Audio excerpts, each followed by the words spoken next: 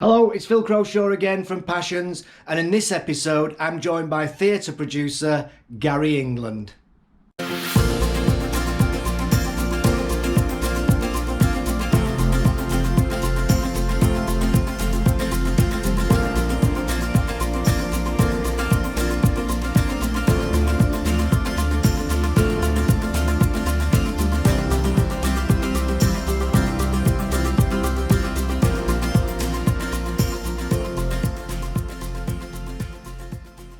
Hello, and a very warm welcome to this episode of Passions.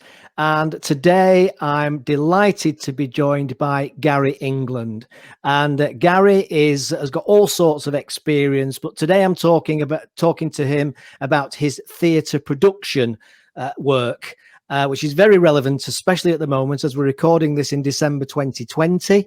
And of course, we all know what's happened with the entertainment industry this year, which we'll get Gary to have a chat with us about.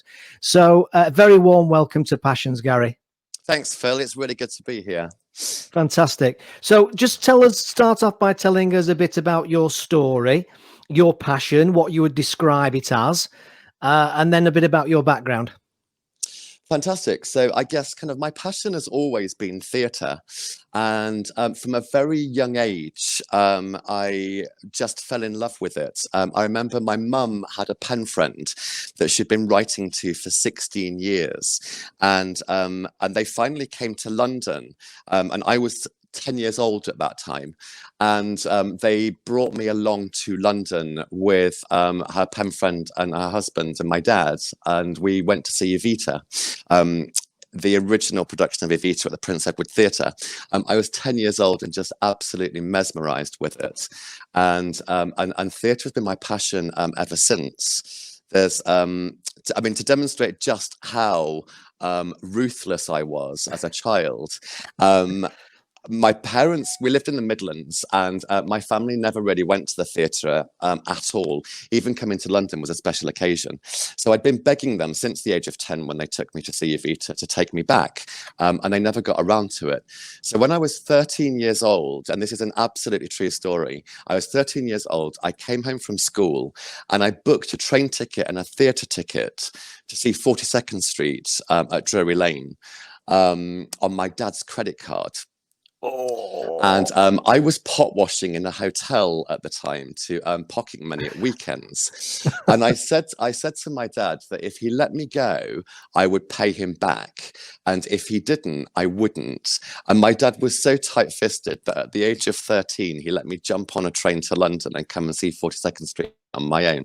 And so I used to do it every month after that. And the rule was that I had to do a matinee, and I had to be back at Rugby train station by 8 o'clock in the evening. Well, that's reasonable, I think, actually.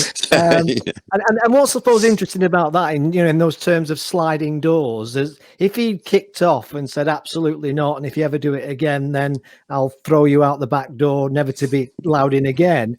Who knows where your career or where your life might have gone? I might have been playing the lead in Oliver. You could have been. You could have been. So obviously you obviously love theatre, and I need to mention it because it's this time of year, or this particular year. It must have been devastating when everything happened with COVID, because the impact it's had on theatre in particular must have been devastating emotionally, never mind work-wise. Absolutely. I mean, at the time, I was working at English National Opera, where I had been for 4 years, and we had just opened The Marriage of Figaro on the Saturday evening, as Boris made the announcement and theatres closed down on Monday, the 16th of March.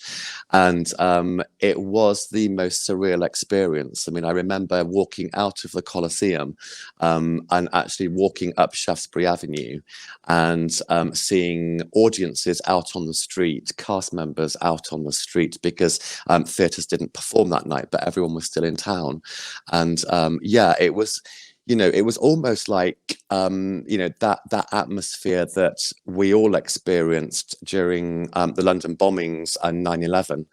It was just quite an out-of-body experience. But as the months and months have gone on, at that time in March, I don't think anyone thought, certainly I didn't think that it would go on as long as it did. We all thought it might be 3, 6, 9 weeks, but we thought certainly by September that things will be back to normal. But of course, it's a very different story. And tens of thousands of people that work in the arts have fallen through the government support and, have literally been left without an income and without their professions really being respected. Yeah, no, I know it's a huge issue, and is it fair to say that there must be an amazing kind of almost like tentative excitement that they've got the vaccine, we've got the vaccine, in that it just maybe this time next year we're looking back and maybe interviewing you again saying, do you remember 2020, Gary? Is there a kind of a cautious optimism, shall we say, right now? I think there is. I mean, I think, in these times, we all have to be glass half full and look towards that hope. And, hopefully it will be a spring of hope. If the vaccine is rolled out, then there's obviously going to be a time delay in terms of the volume of vaccine that's required. But hopefully by spring, certainly by summer, then fingers crossed we'll get back to some form of normality. I mean, the industry really needs that, and not just the theatre industry. It's the entire hospitality industry of hotels, restaurants, live events. Yeah, the whole package, absolutely. So tell me about this show that you've got going on. I think you just started it, haven't you? Yesterday or very recently? Last night. Last night. Yeah, I thought it was the first preview. Yeah. Yeah. So A Christmas Carol. Start from the beginning. How did it come about? How's it going? And so on. How did it come about? In February 2019, I met this amazing guy called Freddie Tapner.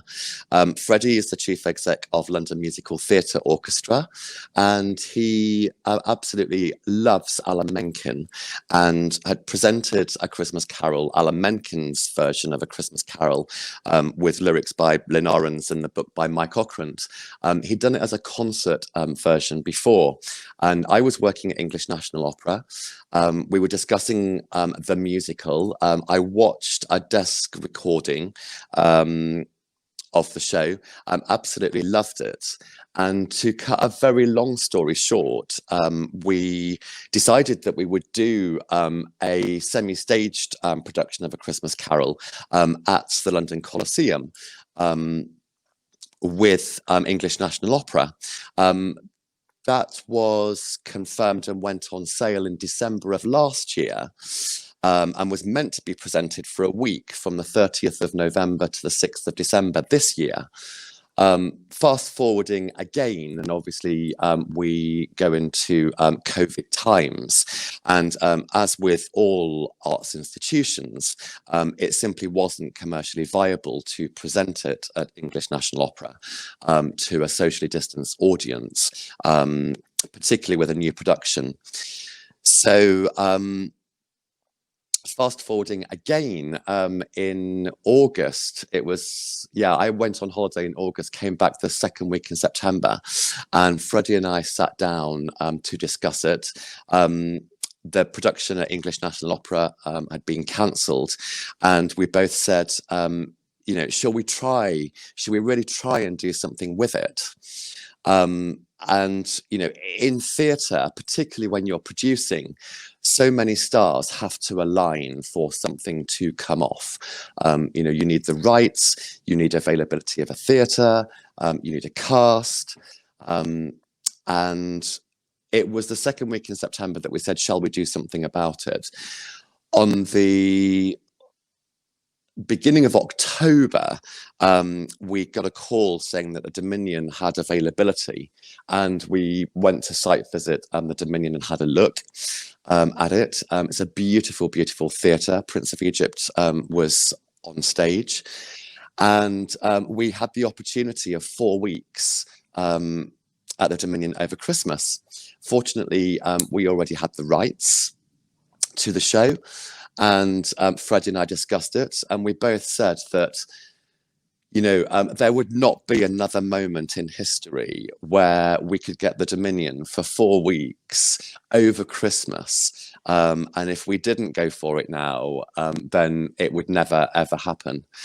So we basically just, I don't know if it was madness or stupidity, but we just jumped in feet first. So last night was the first public preview, and last night was 77 days since we went to first site visit the Dominion. So Wow. most musicals are probably in concept for 2 to 3 years. Certainly, musicals don't come to stage normally within at least 8 or 9 months. So it's been this Herculean task, not just for Freddie and I, but for the whole team that have joined us on this journey. So in a sense, then you've actually replicated the vaccine scenario, haven't you? Normally, normally takes 5 years to do a vaccine, but we've got one almost overnight in relative terms.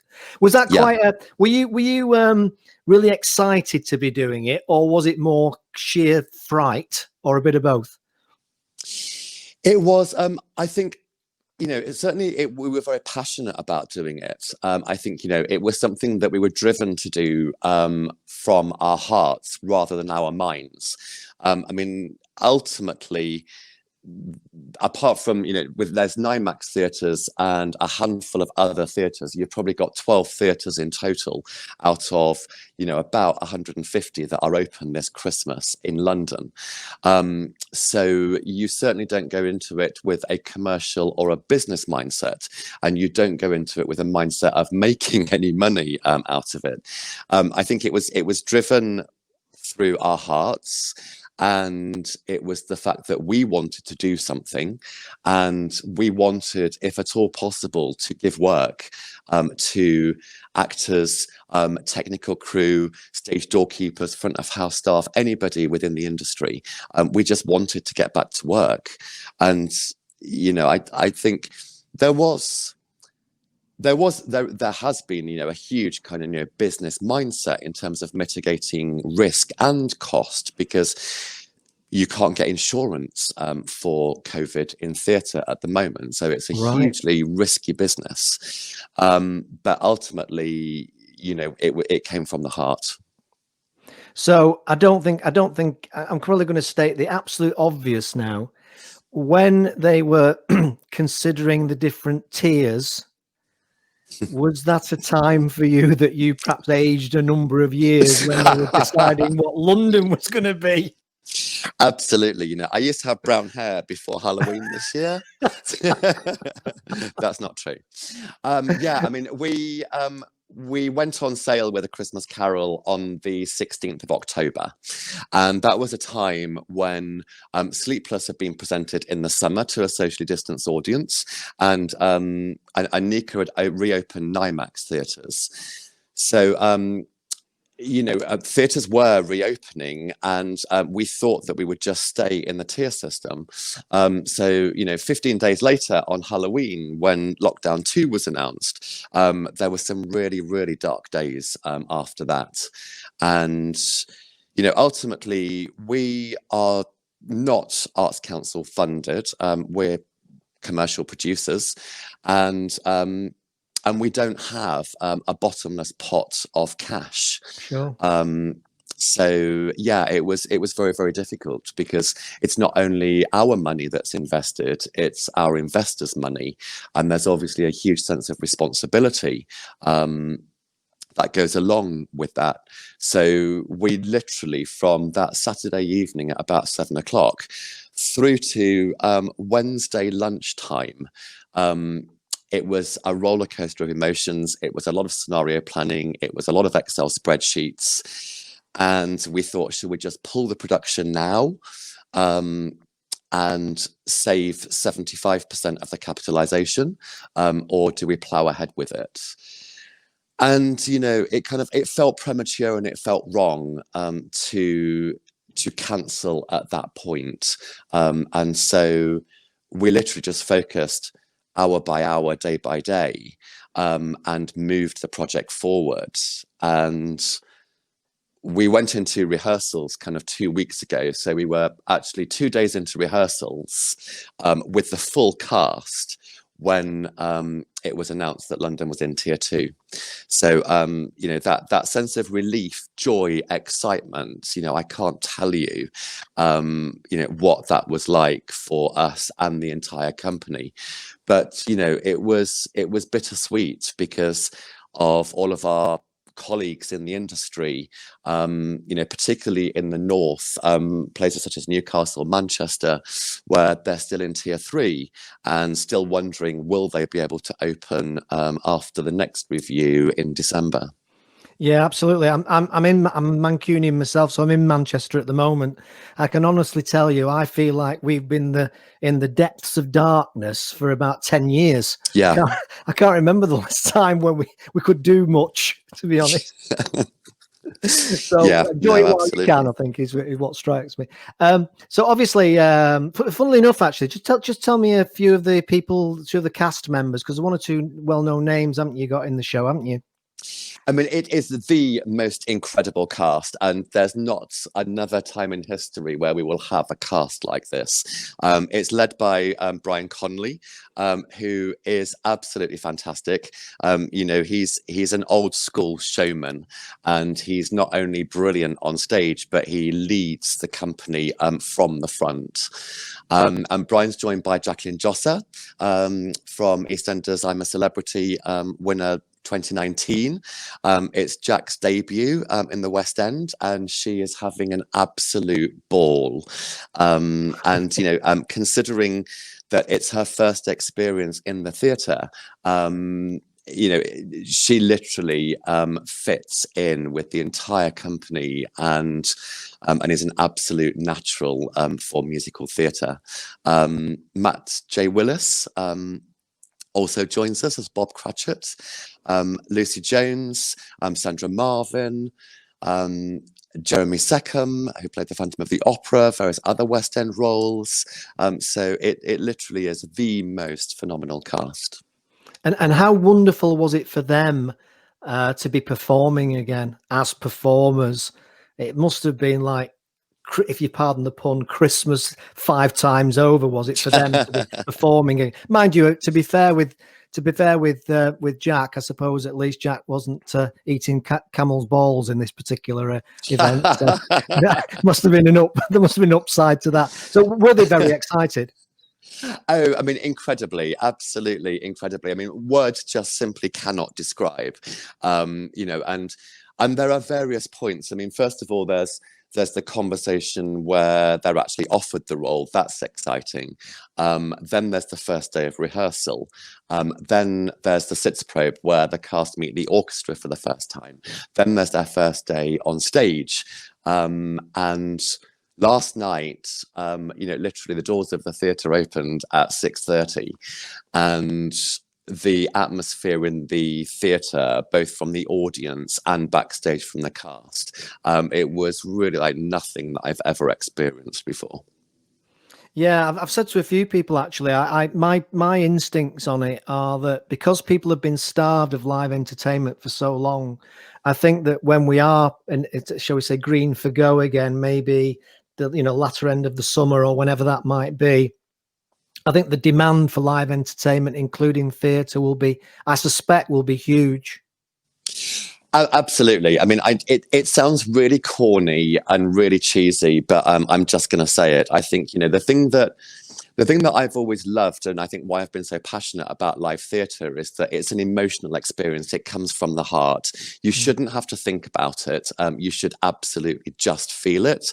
And I think, whether that's live theatre, whether that's a rock and pop gig, whether that's a comedian, whatever form of live entertainment that is, that's a feeling that comes from within, whether you're a customer or a performer. And it's something that you simply can't replicate. I've always said, if I didn't have theatre in my life, I would have spent decades in therapy. And the reason that I say that is because whatever is going on in my life, however bad I feel, whatever problems I've got, I can walk into a theatre, sit down, and when the lights go down, I forget everything for 2 hours, and it gives you a window into another world. And that's just the most incredible experience. But also in terms of wealthfulness and mental health, certainly for me personally, it's incredibly important. I'm sure a lot of people can probably relate to that. So let's just have a quick delve into that then. I'm not putting you on the couch here. It's not a therapy session. You don't need to worry. But lots of people enjoy the theatre. I can remember, I think when I was about 12, my mum and dad took me to see Jesus Christ Superstar, actually, in London. And I remember being absolutely in awe of it and such like. So lots of people get experience with the theatre and live entertainment relatively young, but they don't necessarily make a career out of it, even if they enjoy it and they're passionate about it. So how did you and why did you, were you kind of always convinced that you would make a career out of it, or did you just go on a journey and it just happened that way? I never ever considered it as a career. I didn't. I think there was an element of thinking that actually, your hobby and your passion is your hobby and your passion, and your work is your work. Yeah. And when I was at school, I was really good at two things. I could cook really well, and I loved art, and I was really good at drawing and painting. And so I was thinking of going into a career that was, either around catering and being a chef, or about, being a graphic designer. And the problem with graphic design, or the problem for me with drawing, is that I could copy really well. I could pay tribute to other people, but I really couldn't draw well from my own imagination. So apart from forgeries, there really wasn't a career there for me. So as I said earlier, I started washing pots in a hotel when I was 12, and then graduated to peeling vegetables when I was 13. And then I moved front of house as a waiter when I was 14. To cut a very long story short, I pursued a career in hotels, and was a conference and banqueting manager within a number of five-star convention hotels throughout the 90s. And it was really through conference and banqueting that that fulfilled that passion that I had for live events, and for that sense of occasion, and that thrill that you get, whether that's a gala dinner, an annual conference, a product launch, a wedding, whatever that may be. And then in the late 90s, early noughties, it was 98 to 2005, I was working in Docklands in a conference hotel, and I got headhunted for a job at the Barbican Centre. And that role was a really difficult time for the Barbican, where the Royal Shakespeare Company were leaving Barbican Theatre to do more work in the provinces and the regions. And the Barbican were facing not only the loss of income from the RSC, but a cut in funding from the Corporation of London. So for the first time in the Barbican's history, it had to be more commercial. So my role was head of corporate sales, and it was really programming Barbican Theatre and establishing the Barbican Centre as a conference and events venue within London, not just an arts venue. But as part of that role, I had to work really closely with different art form heads in terms of balancing their budget and saying, if you want to present the 5 best orchestras in the world, then you need to give me 6 weeks a year that I can program corporate events and industrial theatre, product launches, etc. So I spent 7.5 years doing that, and that was really my route into the arts. So it happened by complete chance, and then continuing after that in 2005, I was really lucky to be approached about a sales and marketing director's role at Ascot Racecourse. And to be honest, I turned the interview down 3 times. And the reason that I did that was one, I was really happy at the Barbican, but I was aware that actually I'd done pretty much as I could do, and really wanted to hand over the reins to someone else to bring something different to it. But the 2 main reasons was that I didn't know the one end of a horse from another. I really didn't. It was like, pin the tail on the donkey. And I had no passion, enthusiasm, or wish to either work at a sports venue or take a job that was outside of central London. So eventually the recruitment consultant said to me, "You do realise they're spending 250 million on rebuilding the grandstand?" And so I said no. So I had a look at the website, looked at the scale of the development. I went along for the first interview. To cut a long story short, throughout that interview process, I fell more and more in love with the values and the brand of Ascot, and particularly Royal Ascot. And I think more importantly than that, every person that I met along that interview process, I felt that I really admired, respected. I felt that I culturally fitted, and I was lucky enough to be offered the job. I accepted it. I only ever intended to be there for 2 years. To get it on my CV, and to open the building and establish it in the new venue. And I ended up being there for nearly 10 years. Gosh. And when people say to me, what do you think about Royal Ascot? Factually, it is the greatest race meeting in the world by virtue of the fact that they do 7 Group 1 top flight races on the global stage. The racecourse is owned by Her Majesty the Queen, and Royal Ascot is the biggest theatrical event that you will ever see. Wow. So, I mean, what interests me about that story is that, well, I know from a limited amount of experience that people very rarely have any idea about the level of organization and the level of stress that goes with it in terms of organizing any event, never mind on that scale, where probably the expectations of clientele are quite significantly high.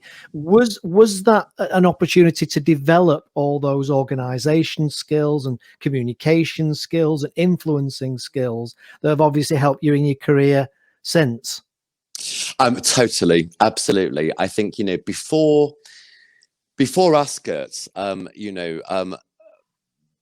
many friends and colleagues in the industry would say that I was a control freak, and a perfectionist, and that I had a very narrow view of how I wanted things done. And the thing that Ascot taught me and gave me, which I'll be forever grateful for, is that ability to let go, and to put your faith in others, and to inspire others, and do everything that you can to share that passion and that fire that's burning in your heart, share that with them, and then let them go off on their own journey, and contribute to that bigger picture. And I joined Ascot in 2005. It was October 2005, so it was about 9 months ahead of reopening the new grandstand. So if you imagine, Royal Ascot attracts 315,000 people over 5 days. and it's broadcast, I don't know, across the world. Yeah, Billions of millions and millions. people Yeah. watch it on TV. So the eyes of the world are literally on you for those 5 days. And it became really clear, probably around Easter, that that I just couldn't hold on to it anymore. I had to kind of like let it go. The numbers are telephone numbers, and yeah, it's kind of, it was a really, really valuable lesson. And I guess also I don't have children, so I don't know that kind of feeling of being a parent, but I imagine that actually it's the closest thing that you can get to it, in terms of handing something that is very close to you over and sharing it with someone. There's kind of almost a family and a paternal feeling that you develop with the team and with your colleagues when you go through that kind of experience. And that's something that, absolutely happens within live theatre all of the time. It is almost a surrogate family. Yeah, I do get that totally. I've been involved in large corporate organizations. And I think what's also interesting, well, a few things interesting about that. I mean, the first thing is that I think it's good that you have the self-awareness to realize that you were being a bit controlling and that only you could do it. Because if you haven't got the self-awareness, then you never let go, and it usually ends up in disaster. But the recognition, I suppose, and it's something that happens in the business world a lot, where I tend to spend most of my time, where very often my clients will say to me, nobody can do it as well as me, or I don't think anybody can do it as well as me. And it's a dangerous place to be, isn't it? Absolutely. Absolutely. And I think that it's almost like a milestone, perhaps, in any career, where you actually realize that you need to let go and mentor people. I mean, is that something you do more as you've got older now? Do you tend to act, do you think, you might not have even thought of it this way, but do you think that you mentor people based on your own experience to help them achieve more? Yeah, I mean, I don't personally consider it as mentoring. I think it's around, certainly that Ascot taught me to become a team player a lot more, and to be a collaborator. And I think kind of coaching as well, and to see people grow and to flourish, and to give them an environment where there's a safety net, that it's okay to fail, it's okay to make a mistake. You're not going to lose your job over it. The world isn't going to come to an end.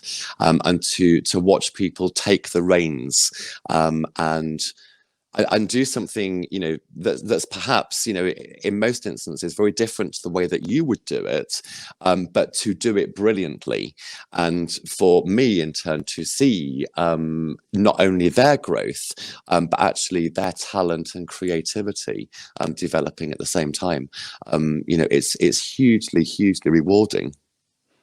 It is, and it can be very gratifying. I mean, I'm an old man now, and basically, I do now and again will get people who will email me or phone me and say, "Just wanted you to know, I just got this promotion, and 10 years ago or 20 years ago you were my boss, and I got a lot from you, and I learned a lot from you, and I've still, to this day, I still talk about some of the things that you taught me."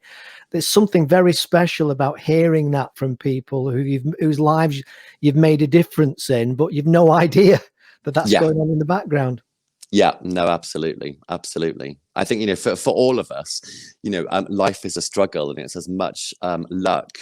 And, there's that old saying that people don't leave jobs, people leave people, or people leave employers. And I think that's absolutely true. There have been, I think I've been really, really lucky in my career. There are people that, I've given me opportunity that I hugely, hugely respect, and I've become and will always be lifelong friends. And equally, there are people that have come into, my team, either at senior or at junior levels, that, I remain personal friends with.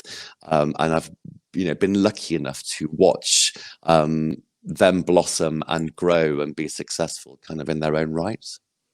You know, I've said this so many times in these interviews. I've been interviewing people for quite some time, quite a few years now.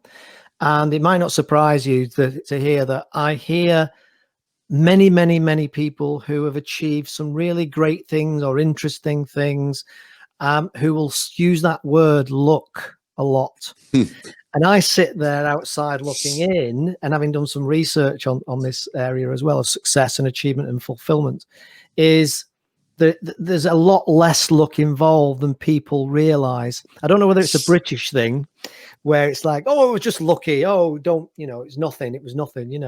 But there's a lot of decisions that people make. Or, I mean, if I take yourself now as an example, where you were just telling me about there was this opportunity came along, but there's, to do the show, and there's this huge mountain in front of you. Well, it wasn't luck that you decided to actually give it a go. No, it wasn't. No, it wasn't. I think, I genuinely believe, from the bottom of my heart, that if you want something bad enough, you can have anything.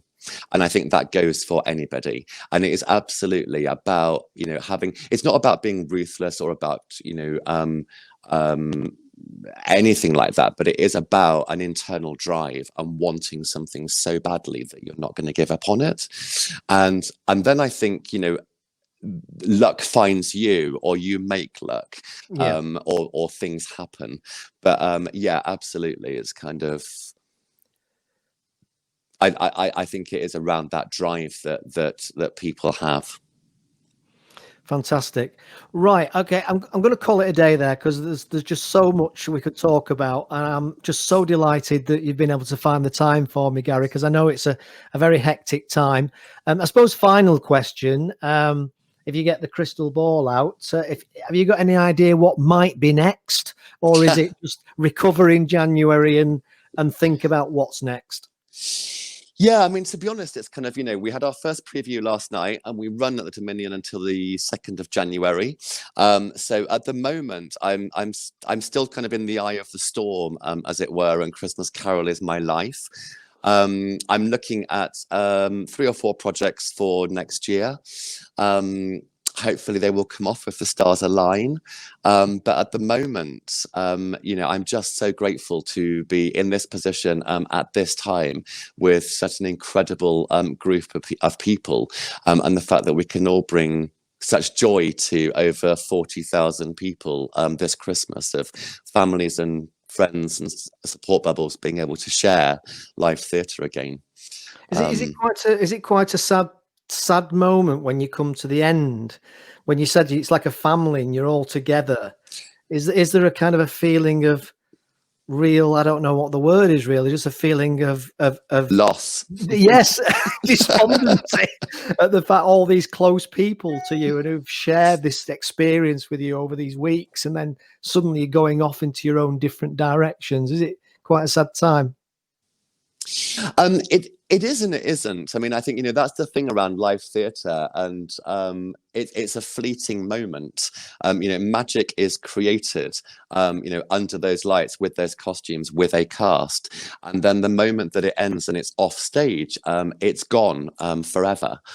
Even if it's recorded on video, that moment is lost. And so, yeah, there's a sense of loss.